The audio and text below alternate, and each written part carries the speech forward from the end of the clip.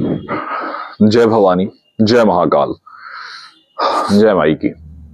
साथियों, आज मां की दया से हम लोग इस सुंदर देवी भागवत के अगले एपिसोड, अगले भाग में अपनी चर्चा को आगे बढ़ाएंगे।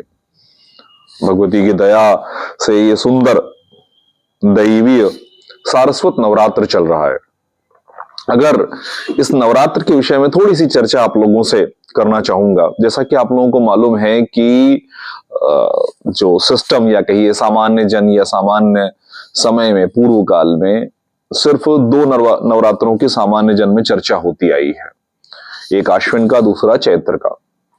परंतु साधकों के लिए विभिन्न नवरात्रों का अलग अलग उल्लेख अलग अलग ग्रंथों में आता है। जैसे कुछ ग्रंथों में, कुछ खासतौर पे आगम तंत्र ग्रंथों में ये उल्लेख आता है कि शिवरात्रि के ठीक पहले ये जो 8 दिन होते हैं, जो शिवरात्रि तक जाते हैं, वो भी एक तरह का शिव नवरात्र है। इसके अलावा अगर आपको याद हो तो हम लोगों ने फेसबुक या अन्य जगहों पर चर्चा भी की थी कि शाकंभरी नवरात्र हुआ था जनवरी के ठीक पहले, यानी ये जो अभी माघ में नवरात्र शुरू हुआ, इसके लगभग 15-20 दिन पहले शाकंभरी नवरात्र हुआ था। अर्थात मां शाकंभरी के अवतरण के क्रम में जिस नवरात्र की चर्चा होती है वो शाकंभरी नवरात्र कहलाता है। तो इस प्रकार से कई अन्य अन्य नवरात्रों की चर्चा आती है।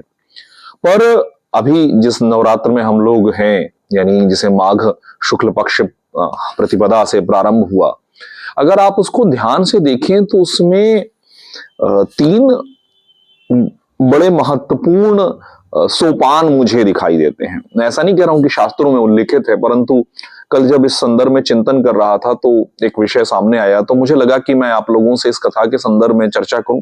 प्रयास ये होगा कि अभी इसके बाद हम लोग महाविद्याओं की चर्चा करेंगे, फिर कथा के क्रम को आगे बढ़ाएंगे। तो अगर आप ध्यान से देखें तो ये जो शुक्ल पक्ष का प्रारंभ होता है, इसके ठीक पहले, प्रतिपदा के ठीक पहले, एक दिन पहले मौनी अमावस्या पड़ती है।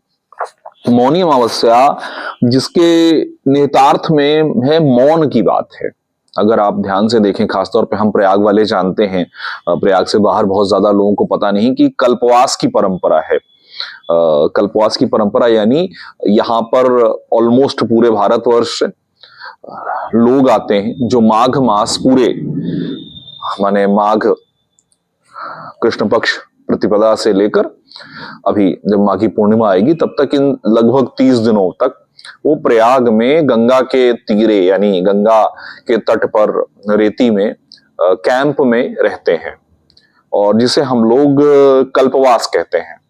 इसका मतलब यह है कि जैसे कल्पों की गणना होती है, तो यदि कुछ जगहों पे ऐसा आता है कि यदि आप 1 महीने इस माघ में सारे नियमों के साथ कल्पवास कर लें तो आपको 1 कल्प तक तपस्या करने का पुण्य प्राप्त होता है। तो बहरहाल वो चर्चा फिर कभी। तो यदि हम देखें तो मौनी अमावस्या के ठीक बाद ये नवरात्र शुरू होता है। मौनी अमावस्या में सबसे ज्यादा महत्व जो है वो है मौन होने का। यहां पर मैं मौन होने को थोड़ा सा ज्यादा जोर दूंगा कि मौन कैसा मौन। मौन यानी जो सिर्फ शाब्दिक मौन नहीं कि मतलब हम मुंह पे पट्टी बांध लिए या किसी तरह से बिल्कुल चुप बैठ गए, लेकिन मन में गाली गलौज, इच्छाएं, द्वेष, सब कुछ, काम क्रोध मदमोह लोभ सब कुछ चल रहा है, बस मुंह की जबान को हमने बंद कर दिया। नहीं, यहां पर मौन का जब विषय आता है, खासतौर पर साधना के क्रम में जब भी मौन का विषय आता है, तो मौन वो जो मन को मौन करे। जहां पर यदि आप कभी विपस्सना को ठीक से समझेंगे, जानेंगे, तो उसके खासतौर पर सैद्धांतिक आधार को जब आप देखेंगे तो आप जानेंगे कि विपस्सना में मौन की बात है। यानी एक निश्चित समय तक, 7-8 दिन जितना आप झेल सकें उतने दिन वो आपका फोन, सारी दुनिया से आपका सारा संपर्क काट देते हैं और सिर्फ आपको मूलभूत आहार देते हैं, खिचड़ी जैसा कुछ बहुत हल्का सा आहार, और जहां पर आपको शांत रहने पर जोर दिया जाता है। फिर मैं वही कहूंगा कि शांत यानी सिर्फ वाचिक नहीं, मतलब नॉट ओनली आप वर्बल कम्युनिकेशन रोक दें, नहीं, वर्बल कम्युनिकेशन के साथ साथ आपके अंदर जो विचारों का एक हर वक्त एक समुद्र उबलता रहता है, लहरों पे लहरें आती रहती हैं, उस वाचिक कम्युनिकेशन, उस मानसिक कम्युनिकेशन, उस मानसिक उथल पुथल को भी ठहरा दें।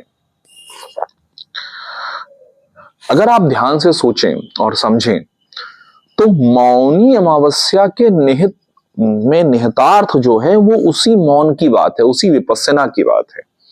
अब आप देखिए कि मौनी अमावस्या से इस नवरात्र का प्रारंभ हुआ, अगले दिन से नवरात्र का प्रारंभ हुआ। आपने सबसे पहले अपने मन और विचारों को मौन करने का प्रारंभ किया नहीं किया वो एक अलग विषय, वो तो समय लेगा, पर आपने उस विचार के साथ मौन होना शुरू किया। फिर जब आप मौन हो गए तब 5 दिन और बीतते हैं, तब आता है वसंत पंचमी। वसंत पंचमी जो कि मदनोत्सव का प्रारंभ है। कभी मदनोत्सव पे हम लोग लंबी चर्चा करेंगे। मदनोत्सव यानी कामदेव का उत्सव। कहाँ अंग्रेज जो है वो एक दिन के वैलेंटाइन डे में खुश हो जाते हैं, हमारे पूर्वजों ने पूरा एक महीना दिया है मदनोत्सव, जो अभी से वसंत पंचमी से लेकर होली तक जाएगा। खैर, तो वसंत पंचमी जिस दिन मां सरस्वती का आविर्भाव माना जाता है, तो आप सोचिए कि हमने मौनी अमावस्या को अपने मन को शांत किया, अपने मन को, इस जो मन की बड़बड़ है जो लगातार बस बोलते रहता है मन, हम चुप होते हैं तो भी मन चुप नहीं होता, हम सो जाते हैं, शारीरिक रूप से सो जाते हैं, फिर भी हमारा मन चलता रहता है, इसीलिए हमें बहुत सारे सपने आते हैं। तो उस मन की बड़बड़ को हमने जब शांत किया तो हमको पांचवें दिन मां सरस्वती की कृपा प्राप्ति होती है। मां सरस्वती की कृपा प्राप्ति यानी ज्ञान, विद्या। अगर संभव हुआ तो आज की वीडियो में, नहीं तो हम लोग अगले वीडियो में महाविद्याओं की चर्चा करेंगे। तो एक विषय है अविद्या और पराविद्या।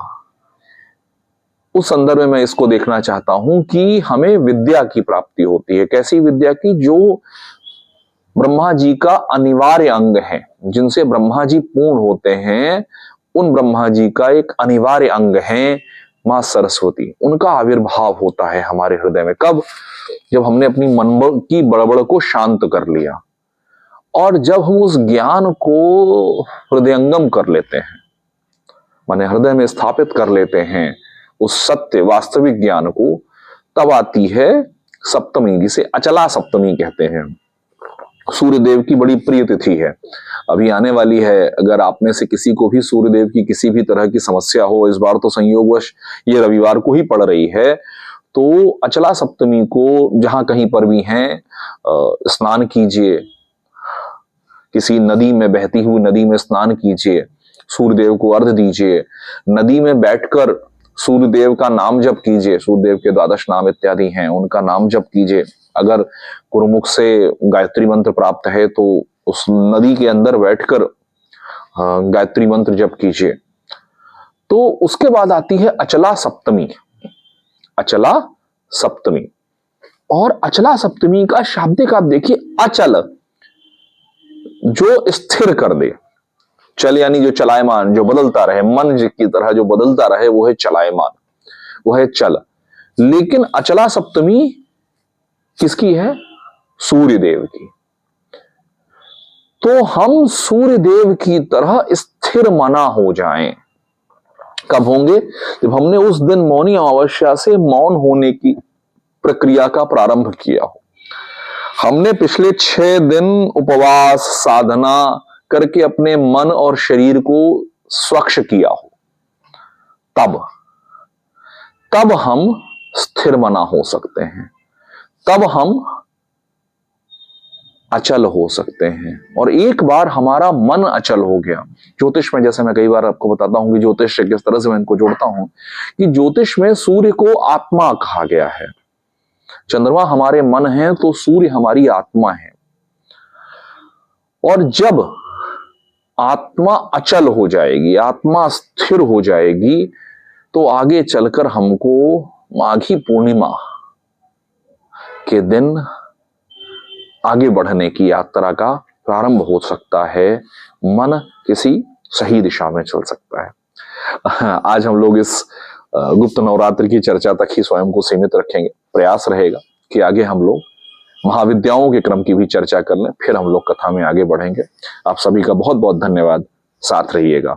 जय माई की, जय भवानी, जय महाकाल।